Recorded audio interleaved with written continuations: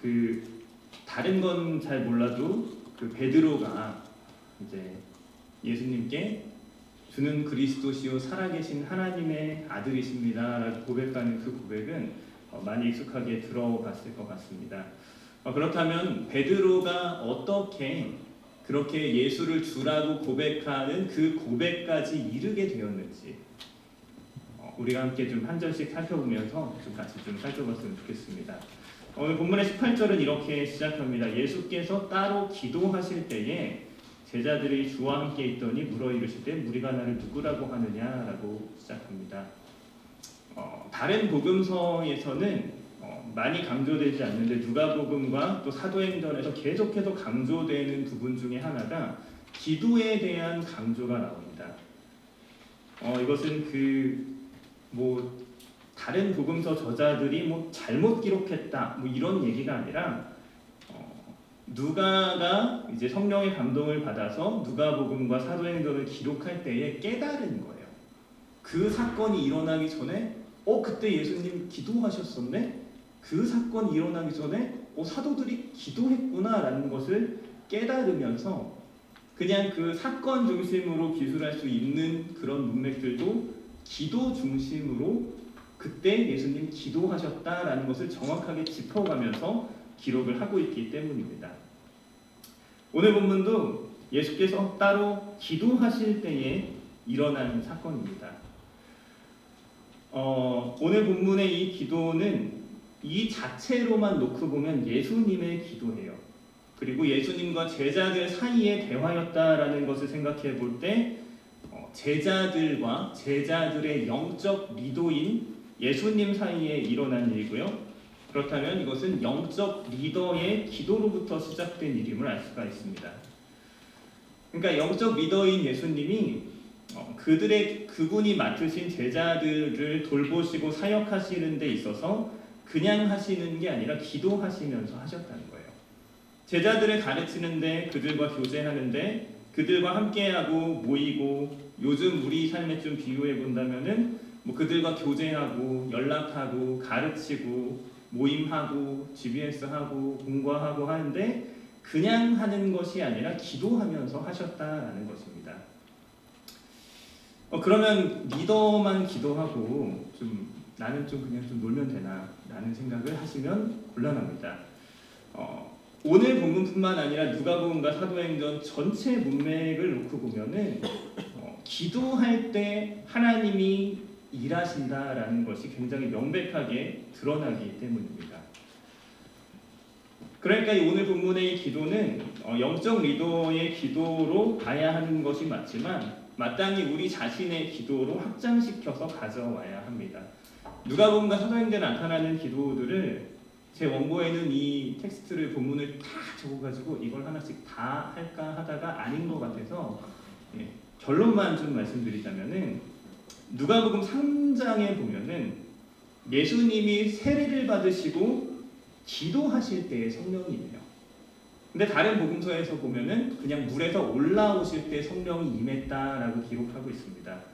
근데 사실은 그냥 올라오신 게 아니고 올라오시면서 예수님이 기도하셨던 거죠.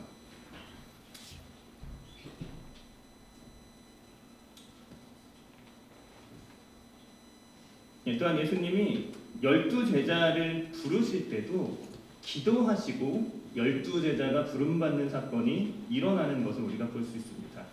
그리고 오늘 본문에 예수님 기도하는 모습이 나오고요. 또 바로 다음 본문이죠. 28절 이하에 보면은 변화산 사건이라고 예수님이 그렇게 거룩하고 아름다우신 모습으로 변화되는 그 사건이 나오는데 그때도 기도하실 때 그 일이 일어났어요. 우리가 잘 알고 있는 주기도도 예수님이 기도를 마치셨을 때 제자들이 묻고 주기도를 가르치는 그 사건들이 일어납니다. 사도행전으로 넘어가 보면은 사도행전 제일 처음에 12사도 중에 한 자리가 비기 때문에 마띠아를 세우는 사건이 나오거든요. 그때 기도할 때 그 일이 일어납니다. 7 집사를 세울 때도요 기도하고요. 사마리아 지역에 사도들이 방문해가지고 베드로와 요한이 가서 그들을 위해서 기도할 때 성령을 받는 일이 일어납니다. 도르가를 살릴 때, 이방 선교가 시작될 때, 이 모든 것들에 있어서 계속해서 반복적으로 강조되는 것이 기도가 강조되는 거예요. 그러니까 하나님이 전능하시고 하나님이 주권을 가지고 역사하시는 게 맞습니다. 그럼 사람은 뭘 해야 되느냐?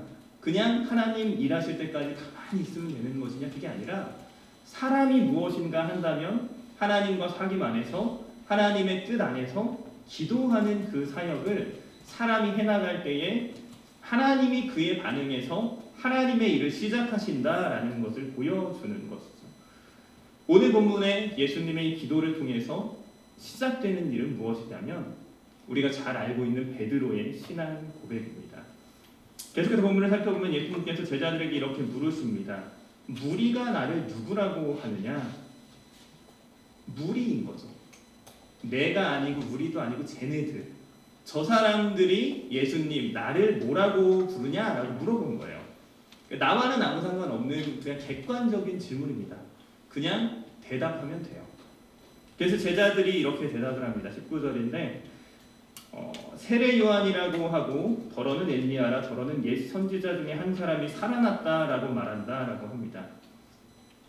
이것이 당시 예수님에 대한 사람들의 일반적인 생각이었습니다. 선지자라는 거죠. 그러니까 좀 하나님의 기름 부음을 받고 하나님께 쓰임 받고 있는 조금 특이한 사람인 건 맞다. 근데 분명한 건 뭐냐면은 사람인 거예요. 나랑 똑같은 사람이지만 하나님께 쓰임 받는 사람인 것으로만 이해하고 있는 것이죠. 그러니까 예수님이 오셔서 병을 고치고 귀신을 쫓으시고 하니까 선지자인가 보다. 근데 이 시대가 어떤 시대냐면 선지자가 등장하지 않은 지 400년, 500년이 된 시대입니다. 그러니까 드디어 이 시대에 다시 선지자가 나타났나 보다라고 생각을 하는 거죠. 하나님이 함께 하시는 것은 맞는데 그가 누구인지 정확하게 알지 못하는 것입니다. 그래서 예수님께서 다시 물으십니다. 20절입니다. 너희는 나를 누구라 하느냐? 이게 이제 예수님의 진짜 질문인 거죠. 남의 이야기가 아닌 거예요. 다른 사람들의 이야기가 아닙니다. 이게 진짜인 거예요. 너에게 나는 누구냐라는 거예요. 다른 사람들은 이렇게 생각하는데 다른 사람들은 이렇게 말을 하고 있는데 바로 너 자신에게 너 자신의 인격과 존재에 있어서 나는 예수님은 어떤 존재이고 어떤 분이시냐 이것이 중요한 거죠. 우리에게 예수님은 어떤 분이십니까? 모든 사람들은 신앙의 길을 시작함에 있어서 반드시 이 질문 앞에 개인적으로, 개별적으로, 인격적으로 서야 합니다. 반드시 이 질문을 지나서만 예수님 앞으로 우리가 나아갈 수 있는 거예요. 오늘 본문에서는 베드로가 예수님의 이 질문을 지나서 하나님 앞으로 이제 나아가게 되는 것이죠. 베드로가 이렇게 대답합니다. 하나님의 그리스도시니이다. 하나님의 그리스도라는 것은 무슨 의미입니까?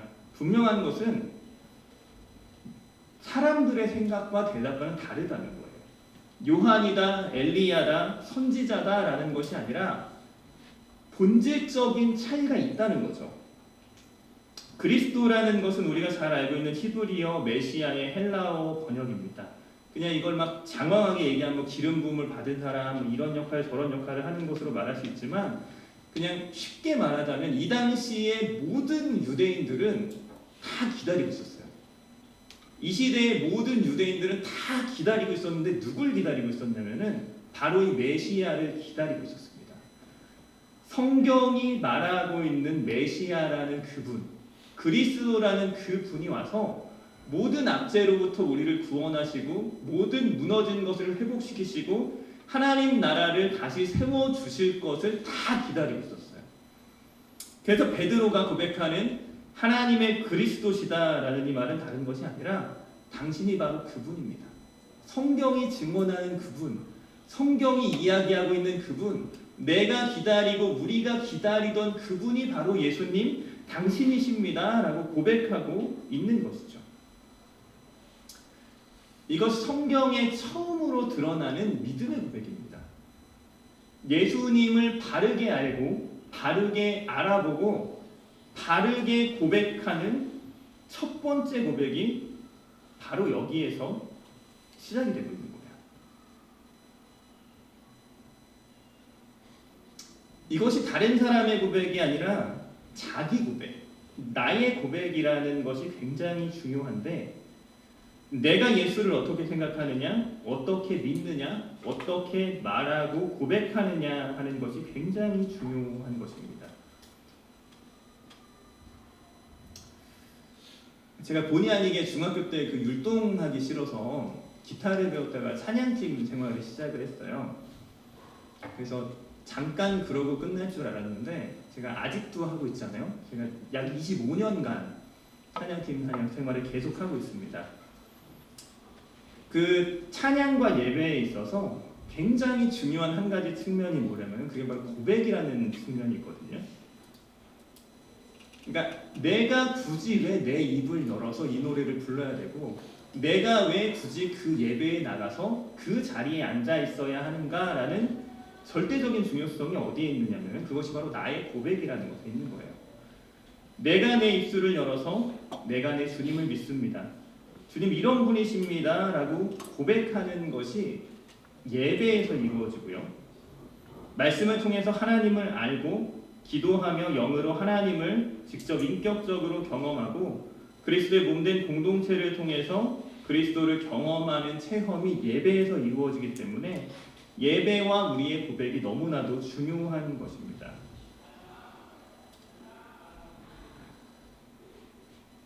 정직히 좀 저희는 좀 예배 가운데 자기 고백이 좀 없는 편이죠. 근데 저는 그 문제와 해결책을 압니다.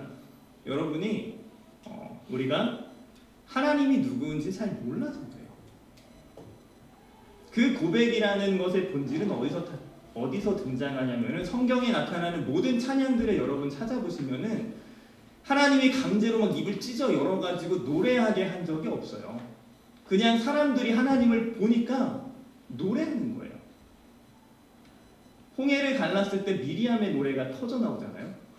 누가 시키지 않았습니다. 근데 그 하나님의 놀라운 영광과 그분의 구원을 봤을 때 스스로 자발적으로 자기의 입술로 자기의 표현으로 터져나가는 것이 그게 바로 찬양이고 고백인 거예요. 그렇다면 우리 예배에서 혹시나 고백이 약하다면 우리에게 필요한 것은 물론 우리가 입을 열어 의지적으로 노력하고 찬양하는 것이 필요하지만 그 하나님의 놀라우심을 보는 것이 우리에게 필요합니다. 하나님을 아는 것이 필요한 거예요. 오늘 본문의 베드로의 이 고백처럼 우리에게 그 고백이 시작되는 것이 누가복음의 문맥에 의하면 그것은 영적 리더의 기도 그리고 그 입을 열어서 작은 기도의 고백으로 하나님께 나아가는 그 기도에서 시작된다라는 것을 좀 주목해봤으면 좋겠습니다.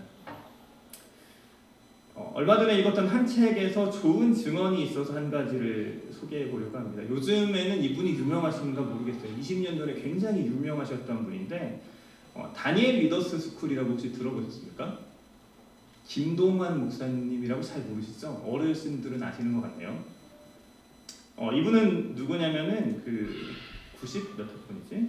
그 저보다 이제 몇 년 선배세요. 근데 그 서울대 종교학과에서 서울대 전체 수석 졸업을 하신 분입니다.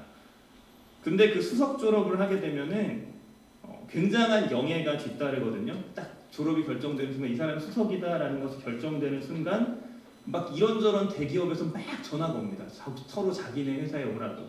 심지어 이번 전공이 종교학과잖아요. 근데 상관없어요. 그냥 무조건 오래요. 그런 전화들이 수십 통이 걸려오는 가운데 이분이 하나님 앞에서 하나님의 뜻을 분별하고 신학고를 갔어요. 신학대학원에 진학해서 목사가 되신 분입니다. 그리고 나서 그 공부에 관한 책, 자신이 어떻게 공부를 했는지에 대한 책, 다니엘 학습법이라는 책을 쓰면서 화제가 되신 분이에요. 다니엘 학습법은 굉장히 단순한데요. 하루 3번, 다니엘이 하루 3번 기도했잖아요. 하루 3번 예배드리면서 공부한다, 이런 겁니다. 그래서 지금은 그렇게 하루 3번 예배를 드리면서 공부하는 것을 단순하게 실천하는 다니엘 리더스 스쿨이라는 대안학교를 만들어서 그 학교를 섬기고 계시는 분인데 그 학교에서 일어난 일이에요. 그분이 이렇게 말하는데요. 우리가 과연 노력한다고 해서 하나님을 만날 수 있느냐? 없다는 거죠. 근데 본인이 학교에 수백 명의 학생들을 가르치고 있는데 다니엘 리더스 스쿨의 그 대부분의 학생들은 하나님을 만났다는 겁니다. 우리가 노력한다고 해서 하나님을 만날 수 있다라는 보장이 없는데, 근데 사람이 하나님을 만날 수 있는 이유가 뭐냐면은 무엇보다 하나님이 그것을 원하시기 때문에 그래요. 우리가 하나님을 만나기 원하는 것보다 더 하나님은 우리를 원하시는 거예요. 그리고 무엇보다 하나님이 인간을 만나 교제하기 위해서 해결돼야 할 일이 있는데 그 일들을 전부 다 하나님이 해결해 놓으셨기 때문에 가능하다는 겁니다. 그래서 그 다니엘 리더스 스쿨에서는 성경 말씀을 읽고 기도를 하는데요. 예레미야 29장 12절과 13절, 너희가 내게 부르짖으며 내게 와서 기도하면 내가 너희들의 기도를 들을 것이요 너희가 온 마음으로 나를 구하보면 나를 찾을 것이요 나를 만나리라. 신명기 4장 29절, 그러나 내가 거기서 내 하나님 여호와를 찾게 되리니 만일 마음을 다하고 뜻을 다하여 그를 찾으면 만나리라. 단순한 거예요. 그를 찾으면 만나리라 라고 성경에 써 있고요. 그 말씀을 붙잡고 진짜로 기도를 하는 겁니다. 그 학교에서 하는 세 가지의 기도가 있는데요. 좀 적어 놓으시면 좋을 것 같아요. 이렇게 기도한다고 하는데요. 세 가지 기도를 합니다. 하나님 있습니까? 없습니까? 하나님의 존재에 대해서 내가 직접 묻는 거예요. 하나님 계세요? 안 계세요? 하나님 있으십니까? 없으십니까? 근데 많은 사람들은 살면서 한 번도 이것을 정말로 물어본 적이 없어요. 하나님이 있는지 없는지, 있다면 대답을 해달라 라는 요청을 해본 적이 없다는 겁니다. 그리고 두 번째 이렇게 기도하는데요. 하나님 날 사랑하십니까? 안 사랑하십니까? 하나님의 사랑에 대해서 직접 묻는 거예요. 사람은 하나님에 대한 수많은 오해들을 가지고 있는데, 근데 그것과 배치되게 성경은 하나님이 날 사랑한다고 말하잖아요. 그럼 하나님 계십니까? 계시면 진짜로 날 사랑하는지를 묻는 거예요. 그리고 나서 세 번째, 주여를 부르짖는답니다.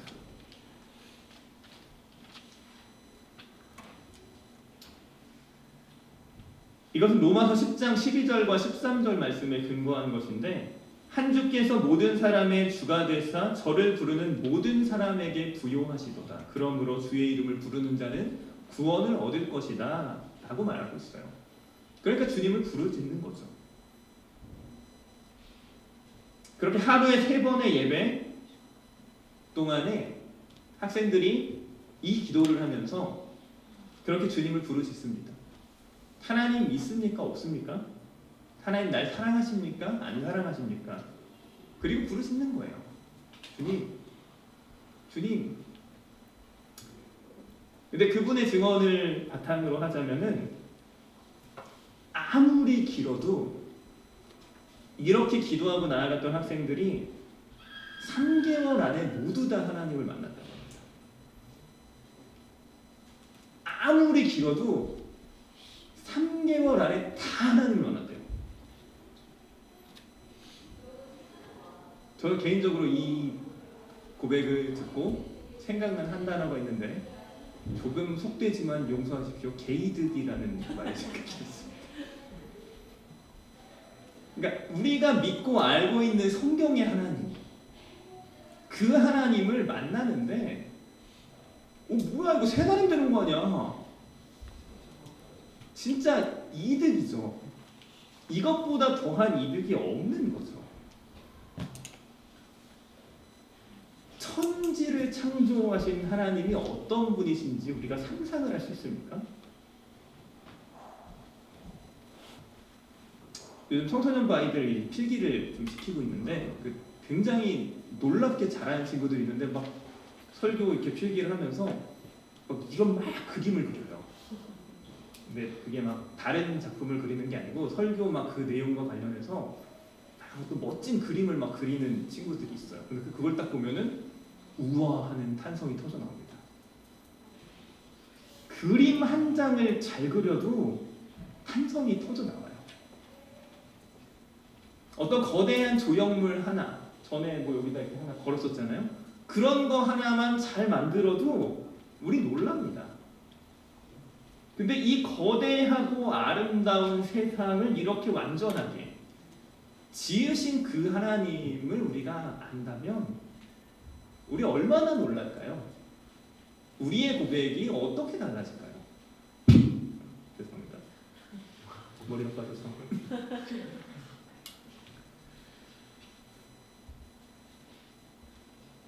그러니까 쉬운 말로 막 네가 3개월만 이렇게 하면은 만수르가 널 도와줄 거야 라고 누가 이렇게 확언을 해준다면 그렇게 안 할 사람이 한 사람도 없는 것이거든요. 근데 우리가 이렇게 하나님 앞에 그분을 부르짖으며 기도하며 나아가지 못하는 것은 하나님을 모르기 때문이죠. 그분이 얼마나 위대하고 존귀하신 분인지 모르기 때문에 기도하며 나아갈 수 없고 부르짖어 볼 수 없지만 그 뭔가 이 악순환의 고리를 한 번에 끊어줄 필요가 있는 겁니다. 그러니까 경험상 3달 이상 버틴 사람이 없대요.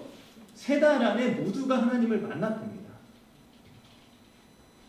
뭔가 그 모태신앙이시거나 그 자신의 의지와 상관없이 교회에 나오시는 분들의 그 고난을 저는 압니다. 근데 제가 또 분명히 아는 것은 뭐냐면은 모태신앙의 고난은요 예수를 믿으면 끝납니다. 교회 가기 싫죠. 예배는 왜 2시일까요? 놀아야 되는데 교회는 왜 이렇게 멀고요? 왜 이렇게 자주 오라고 하고요? 또 왜 이렇게 오래 해서 시간을 뺏기고 내가 지금 해야 될 일이 많은데 시간을 많이 빼앗고 내가 사회에서 이렇게 열심히 살아가느라 피곤한데 왜 그곳에 가야 하고 그 복음은 왜 전해야 되고 성경은 왜 공부해야 되고 모임은 왜 해야 되는가? 이 모든 고난들이 예수를 믿으면 끝납니다. 그래서 이렇게 제안해 보고 싶은 거죠. 어차피 받을 고난이라면 한번 해결해 보는 것이 어떨까? 아무리 길어도 3개월을 넘긴 사람이 없다는데 해보기나 하고 정말 성경이 그 하나님이 계신지 그 하나님이 그렇게 큰지 그 하나님의 말씀을 붙잡고 누가 좀 한번 기도해 보시겠습니까? 그러니까 뭔가 그 악순환의 고리죠. 계속해서 나는 하나님을 모르겠고 가치를 모르겠고 그러니까 찬양은 안 나오고 예배는 가치 없게 느껴지고 모임은 모르겠고 왜 가는지 모르겠고 근데 한 번은 도전을 해볼 필요가 있는 게 아닐까 하는 생각이 드는 거죠. 이것이 끊어지면 여러분들이 교회에서 보내는 시간이 허비하는 시간이 아니고 의미 없는 시간이 아니고 가치 없는 시간이 아니고 무엇보다 놀랍고 존귀하고 가치 있는 시간이 되는 것이에요.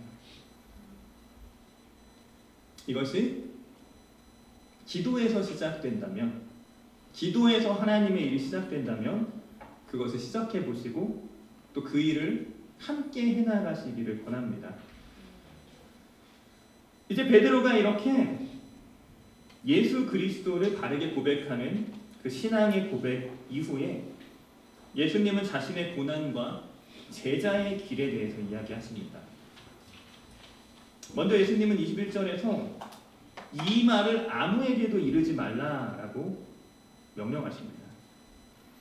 이 말이 뭘까라는 것은 디스는 앞에도 되고 뒤에도 되잖아요. 근데 그 마태복음에 보면은 이것을 좀 더 구체적으로 자기가 그리스도인 것을 아무에게도 이르지 말라라고 말씀하셨다는 것을 기록하고 있습니다. 그러니까 예수님이 그리스도시다라는 것을 말하지 말라는 거예요. 왜 그러셨을까요?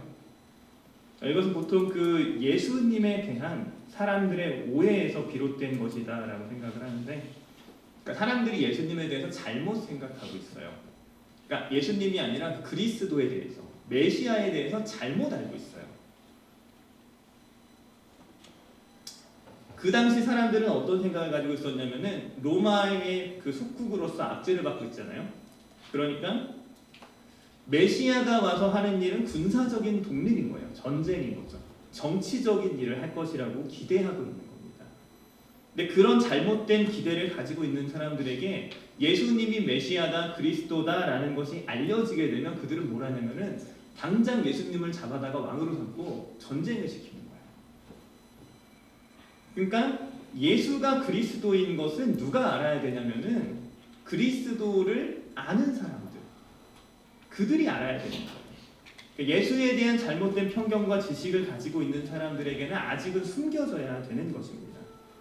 그래서 예수님께서 바로 뒤에 그리스도가 누구인지, 메시아가 누구인지, 자신이 무엇을 위해 왔는지 말씀하신 것입니다. 인자가 많은 고난을 받고 장로들과 대제사장들과 서기관들에게 버림받아 죽임을 당하고 제3일에 살아나야 하리라 라는 자신의 순환에 대한 이야기를 예수님께서 이어서 하십니다. 그러니까 너희가 알고 있는, 세상이 알고 있는 그 그리스도가 아니라 그리스도가 할 일이 이것이라는 거예요. 고난이고 버림받고 죽임당하고 살아나는 것이 예수님께서 하실 일이라는 것을 분명하게 말씀하고 계시는 것입니다. 그래서 예수님께서 끝에 이어서 자기를 부인하고 제 십자가를 지고 나를 따르라라고 하는 제자도를 제시해 주십니다. 어떤 사람들이 이게 제자도가 아니다라고 말하는 사람이 있는데, 왜냐하면 23절이 무리에게 이르시되 라는 말로 시작하고 있기 때문에 그래요. 그러니까 약간 이게 그 유명한 한 책의 문제점이라고 저는 생각을 하는데, 요즘에 이제 무리라고 하면은 뭔가 굉장히 기분 좋지 않아요. 그러니까 제자의 반대말 같이 들려서 부정적인 인상을 가지게 되지만, 성경의 용례들을 살펴보면은 무리라는 이 말은 그 자체로는 중립적이거나 호의적인 의미를 더 많이 가지고 있는 단어입니다. 혹시나 읽어보신 분들 있는지 모르겠지만 그 전 세계적으로 대단히 히트를 친 책이죠. 그 카일 아이드먼이 쓴 팬인가 제자인지라는 책이 있어요. 그 책에서 이제 무리와 제자를 대조해서 네가 무리가 될 거냐 제자가 될 거냐라는 논지를 펼치는데, 그분이, 제가 그 책을 직접 읽어보진 않았는데 그분이 인용한 그 무리라는 단어의 용례에는 큰 문제가 없을지라도 성경 전체에서 놓고 보면은 무리라는 것은 제자의 반대말이 아닙니다. 그러니까 오늘 본문에 23절에서 무리에게 이르시되라는 말은 병행문의 마태복음에서는 제자들에게 이르시되라고 말하고 있어요. 그러니까 제자들이 많은 거예요. 12제자뿐만이 아니라 많은 제자들이 있을 때 성경은 무리라고 이야기를 합니다. 그렇다면 앞에 18절에서 무리는 나를 누구라고 생각하느냐라고 예수님 물으시잖아요. 여기에 이 무리와 23절의 무리는 원어가 다릅니다. 다른 말이에요. 그러니까 예수님을 잘못 알고 있는 엘리야다, 선지자다라고 말하고 있는 그 무리랑 23절에서 말하고 있는 이 무리는 예수님은 다른 사람을 지칭하고 있는 거예요. 그러니까 이건 무리들에게 이야기했으니까 제자들에게 한 말이 아니다라고 말할 수 없는 거죠. 그러니까 이것은 예수님을 알고 고백하고 따르려고 하는 사람들에게 제자의 길, 제자도를 말씀하고 계시는 것입니다. 그것은 구체적으로 자기를 부인하고 날마다 자기 십자가를 지고 예수를 따라야 한다라는 것입니다. 자기를 부인하다라는 말은, 부인하다라는 말을 들으면 생각나는 사람이 한 명 있지 않습니까? 우리의 유명하신 베드로 선생님 계시죠? 그 부인하다라는 말은 베드로가 예수님을 부인할 때 사용된 말로, 성경에서 크게 이제 부인의 대상으로는 딱 두 가지가 등장하는데요. 한 가지는 나고요. 다른 하나는 하나님입니다. 그러니까 자기를 부인한다라는 말은 내가 부인되고 반대로 이제 하나님이 긍정된다라는 말인 거예요. 그러니까 내가 부인되지 않는다라는 말은 반대로 내가 아닌 하나님을 부인하고 살아간다라는 것을 의미하는 말인 것이죠. 자기 십자가를 지고라는 말도 본질적으로 자기를 부인하고와 같은 의미를 가지는데요. 십자가라는 것이 요즘을 살아가는 우리들에게는 굉장히 긍정적인 단어입니다. 그 십자가 막 목걸이도 하고 다니고 차에도 십자가를 걸고 다니고 여기저기 십자가를 붙이고 다니고. 근데 예수님의 말씀을 듣고 있는 이 사건은 지금 예수님의 십자가 죽으심과 부활 이전의 사건이거든요. 이 말을 직접 듣고 있는 제자들에게 십자가는 그냥 사형 도구예요. 그 세상에서 가장 극악한 죄인들을 죽이는 그 사형 도구일 뿐입니다. 나중에 이들이 이제 그 의미를 느끼고 깨닫게 되는 것은 나중 일이고, 지금 이 말을 듣고 있을 때 제자들에게는 십자가를 져라라는 말은 죽으라는 얘기예요. 그냥 극악무도하게 흉악하게 죽으라는 이야기입니다.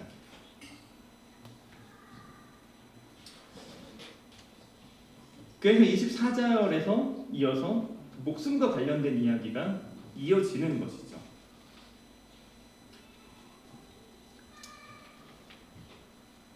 이 십자가라는 것이 자기 십자가다라는 것이 중요한 것인데, 십자가가 극악한 죄인들을 죽이는 사형 도구였다라는 것을 생각할 때, 이것이 자기 십자가라면 이 십자가는 예수의 십자가가 아니에요. 교회가 십자가가 아닙니다. 자기 십자가입니다. 그렇다면 이 십자가는 누가 지는 것이냐? 내가 지는 것이고, 그 십자가에 누가 다니는 것이냐? 내가 다니는 거예요. 그러니까 자기를 부인하고 십자가를 지고 예수를 따르는 것, 그것이 바로 24절이 말하는 것 같이 목숨을 잃는다라는 의미인 거죠.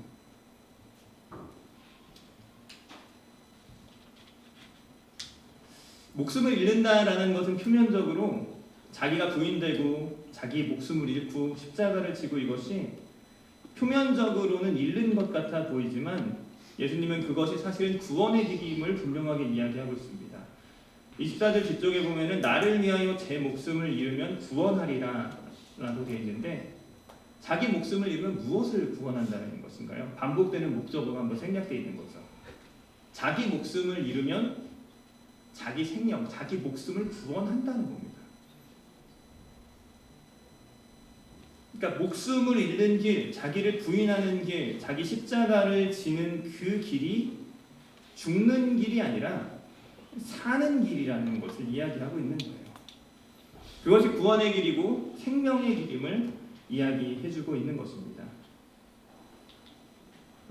뒤에 이제 누가복음 14장에 보면 자기 십자가를 지고 나를 따르라라는 말이 한 번 더 반복돼서 나오는데, 그것은 이제 그 어떤 일을 시작하기 전에 그 계산하고 어떤 대가를 지불해야 되는지 계산하고 판단하라라는 문맥에서 나옵니다. 누가 망대를 세우려고 하는데 거기 얼마 드는지 계산해보지 않느냐. 전쟁을 하려고 하는데 저쪽은 몇 명이고 우리는 몇 명이고 이 싸움을 했을 때 이길 수 있는지 없는지 다 계산해보고 헤아려 보지 하지 않느냐 라는 문맥에서 십자가를 지고라는 것을 이야기하고 있다라는 것은, 제자들이 걸어가는 이 길이 어떤 길인지 분명히 알라는 거예요. 미리 헤아려보고 계산해보고 걸어가라라는 것을 객관적으로 예수님이 제시해주고 있는 것입니다. 어떤 자신감이 있는 거죠. 그러니까 모르고 덮어놓고 그냥 무작정 따라와라 이게 아니라, 네가 생각해보고 고민해보고 계산해보고 헤아려봐도 가치가 있는 일이라는 것을 분명히 자신 있게 얘기하고 있는 것입니다. 자기를 부인하고 자기 십자가를 지고 따라오라라는 것이, 이것이 어떻게 가치가 있는가? 우리는 그 하나님을 알고 우리 자신을 알 때 이것이 마땅하고 가치 있다라는 것을 당연히 알 수가 있습니다. 우리는 연약하죠. 근데 하나님 전능하세요. 우리는 무지하죠. 앞날을 알지 못하죠. 근데 하나님은 전지하시죠. 그분은 알고 계시는 거예요. 그렇다면 내 생각과 하나님의 생각이 다를 때, 나의 길과 하나님의 길이 다를 때, 나의 방법과 하나님의 방법이 다를 때 뭘 선택해야 되는지 답은 너무나 뻔한 겁니다. 계산이 나오는 거예요.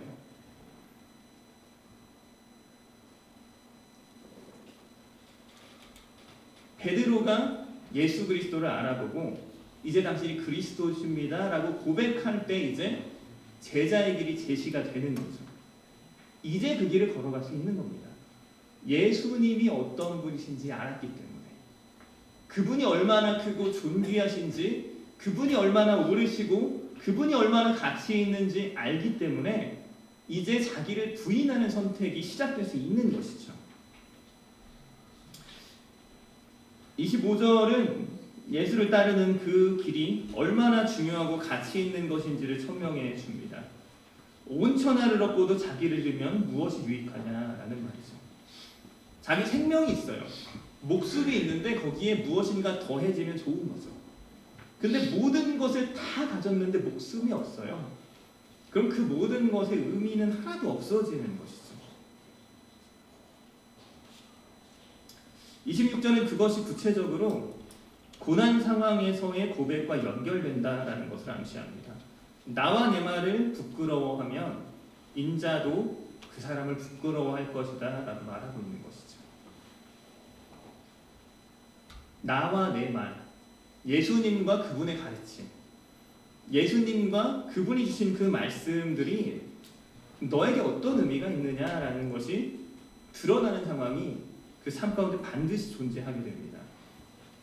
쉽게 말해 이런 거죠. 예수가 너에게 어떤 존재냐? 너에게는 부끄럽냐? 창피하냐? 아니면 예수가 영광스럽냐? 라고 묻는 거예요. 예수가 너에게 얼마나 가치 있느냐라는 거죠. 제가 고등학교 시절에 밥을 먹을 때마다 항상 이렇게 손을 모으고 한 20분간 기도하는 친구가 있었어요. 별명이 안목사였는데 목사가 되지 않았습니다. 근데 저는 숨길 수 없는 그리스도인이거든요. 근데 그 친구가 막 기도를 해요. 근데 애들이 못 돼가지고 이렇게 두 손 모으고 기도하고 있잖아요. 그러면 앞에서 반찬 막 먹어요. 그럼 이 친구는 기도를 합니다. 너무 바보 같은 거예요. 그 친구들이 저는 숨길 수 없는 그리스도니까 물어봐요. 야, 너네 기도 안 하냐? 한다고. 하지만 저렇게는 안 하죠. 근데 정직히 저의 마음속에 어떤 마음이 있었냐면 부끄러운 거예요. 아니 무슨 기도를 꼭 저렇게 해야 되나? 기도를 하는데 아니 왜 굳이 밥을 뚜껑으로 닫든가? 더 넣든가? 아니 바보가 친구들 다 집어먹고 있는데 그 놀린다고 그렇게 하고 있는데 그 앞에서 감사하다고 20분 동안 기도하고 있는 거예요. 부끄러운 거죠. 근데 많은 경우에 우리는 정직히 우리 마음속에 예수님과 그분의 말씀을 부끄러워하는 생각을 가지고 있습니다. 그분이 우리에게 가치 있지 않아요. 그게 많은 경우 우리의 결정을 통해서 드러납니다. 어떤 가치 있는 일과 예수님이 선택 상황이 있다면 많은 경우에 우리는 예수님을 포기하고 그걸 선택하면서 예수가 내가 택한 그것보다 가치 없는 존재라는 것을 내 삶으로 증언합니다. 예전에 대학생 사역을 할 때 거기에 좀 약간 일이 많았어요. 근데 사역자 일 많은 건 상관없는데 애들이 일 많은 건 좀 문제가 됩니다. 가정에서 굉장히 어려워요. 그러니까 교회를 가는데 뭐 그렇게 가야 되냐? 이 시간도 가야 되냐? 그거를 한 번에 못 빼냐? 못 빼요. 왜냐하면 그것이 그만큼 가치 있기 때문에 못 뺍니다. 그러면 그 아이들이 흔들려요. 흔들리죠. 어렵죠. 갈등을 겪어야 되니까. 근데 그 속에서 이제 오랜 고민을 가져가는데 결론은 저의 상식으로는 그렇게 하면 안 되거든요. 한번 빼주면 되죠. 근데 그렇게 하면 안 되겠더라고요. 왜냐면은 그들을 핍박하는 그 부모님들이 불신자여서 그래요. 그들에게 예수님 얼마나 귀한지 보여줘야 되는 거예요. 그 어떤 일과도 그 사건과도 바꿀 수 없는 분이 예수님이고 그것이 나의 예배고 그것이 나의 공동체다라는 것을 삶으로 증언해야 하는 책임이 거기에 있는 겁니다.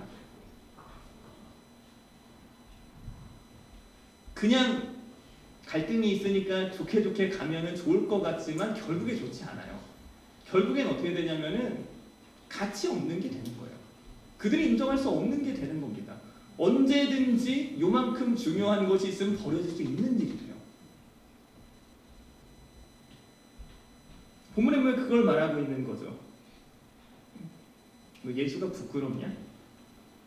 아니면 예수가 영광스럽냐? 이것은 구체적인 우리의 삶에서 여러 가지로 드러낼 수 있어요. 아까도 잠깐 예배에 대한 이야기를 했지만 왜 우리는 주일날 빠지지 않고 예배를 드려야 될까요?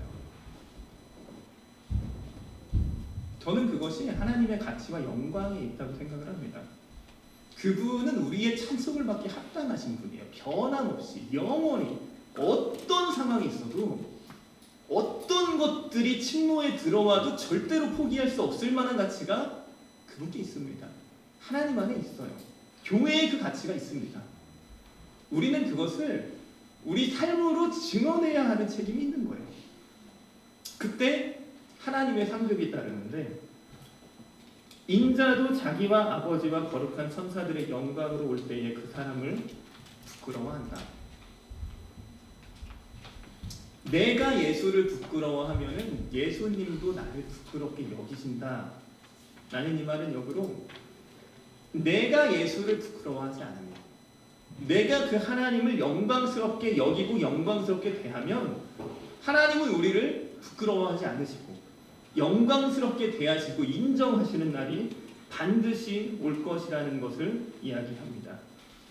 27절에서는 그것을 미래의 일로 제시하지 않아요.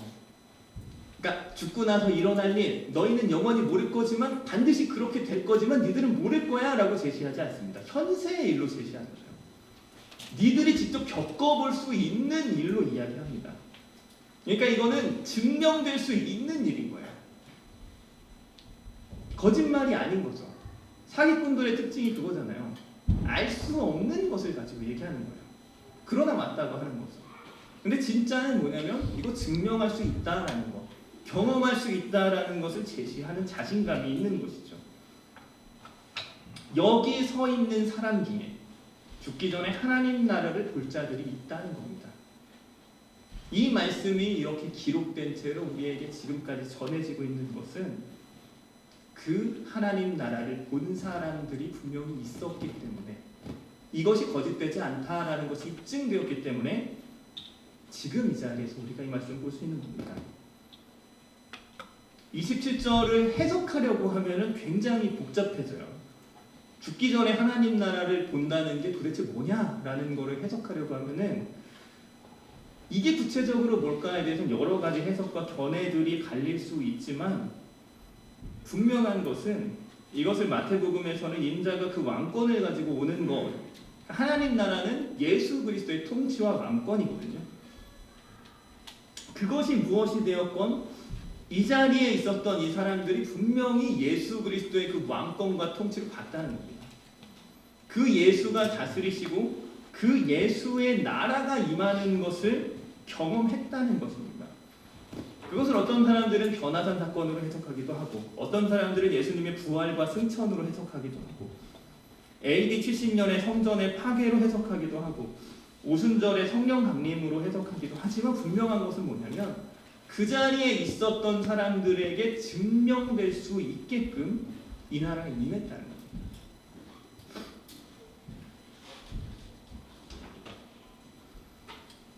오늘 말씀을 통해서 우리가 크게 두 가지에 주목해 볼 수 있는데요. 하나는 자기 고백이죠. 예수님을 고백하는 우리의 고백. 그것이 우리는 기도로부터 시작되었다라는 것을 이야기했습니다. 또 한 가지는 자기 부인이죠. 예수님을 따라가는 길은 자기 부인의 길이죠. 십자가를 지는 길이고 죽는 길입니다. 그러나 그것은 사실은 구원의 길이고 가치 있는 길이고 하나님이 반드시 보답하시고 현세에 응답하시는 증거가 있는 길이라는 것을 우리가 살펴보았습니다. 아마도 이 자리에는 크게 그 두 가지로 자신에게 적용할 수 있는 사람들이 앉아있다고 생각을 합니다. 어떤 사람들에게는 하나님을 향한 자기 고백이 필요한 분들이 있을 수 있습니다. 그분들은 진짜 제가 도와드릴게요. 3달만 해봅시다. 미친 척하고 3달. 김동환 목사님이 말씀하신 것 같이 그분 학교에 수많은 증거가 있다는 거예요. 그렇게 그 말씀을 붙잡고 진짜로 기도했을 때 다 하나님을 만났더라. 그렇게 기도하면서 좀 하나님 앞에 나아갔으면 좋겠습니다. 하나님 진짜로 계십니까? 하나님 정말로 날 사랑하십니까? 그리고 주님의 이름을 부르세요. 기도할 줄 모르면 이건 어렵지 않잖아요. 하나님 만날 때까지 그렇게 기도하면서 나아가 봤으면 좋겠습니다. 그럼 여러분 앞에 반드시 새로운 길이, 새로운 세계가 펼쳐질 것입니다. 또 다른 한 부류에는 자기 부인의 길을 걸어가야 하는 사람들이 있습니다. 내 생각과 나의 뜻과 다른 것, 하나님의 생각과 내 생각이 충돌할 때, 어쩌면 나의 생각이 세상의 어떤 외압과 강압에 의해서 힘이 들어서 선택하는 어떤 선택이 있을지도 모르겠습니다. 근데 그 속에서 예수님이 분명하게 제시하시는 것은 제자의 길, 자기 부인의 길입니다. 십자가를 지는 길이에요. 내 십자가를 지고 다니면서 그 십자가에 내가 달리기 위해서 내 목숨을 잃기 위해서 걸어가는 그 길입니다. 이 두 길 모두에 공통점이 하나 있다면 그것은 하나님을 아는 것이 더욱더 힘이 된다는 겁니다. 그리스도를 알면 알수록, 하나님을 알면 알수록 우리의 고백은 더 쉬워집니다. 그분을 향해서 우리는 놀랄 수 있어요. 그리스도를 알면 알수록, 그분을 더 경험하면 경험할수록 우리의 부인은 더 쉬운 것이 됩니다. 여전히 어렵죠. 아프죠. 힘이 들지만 그분이 옳거든요. 그분이 옳으십니다. 나는 틀렸어요. 그 사실을 알아도 어렵지만 그리스도를 알면 알수록 그분의 선하심과 그분의 영광과 존귀와 전능하심을 알수록 우리의 선택은 더욱더 쉬워질 것임을 고백합니다. 말씀 마치면 이렇게 좀 같이 기도했으면 좋겠습니다. 그 두 가지 적용 좀 붙잡고 같이 기도했으면 좋겠는데요. 한쪽에서는 좀 하나님을 알고 예수 그리스도를 고백하도록 나의 고백을 담아서 좀 기도했으면 좋겠고요. 또 지금 예수를 부인하는 그 길 앞에 서 계신 분들이라면 내가 생명의 길 걸어갈 수 있도록 좀 인도해 주십시오. 자기를 부인하는 그 길, 내가 그리스도를 알면서 예수를 더 알아서 그 생명의 길을 걸어갈 수 있는 힘을 주시옵소서라는 기도 좀 붙잡고 같이 함께 좀 기도하며 나갔으면 좋겠습니다. 함께 기도합시다.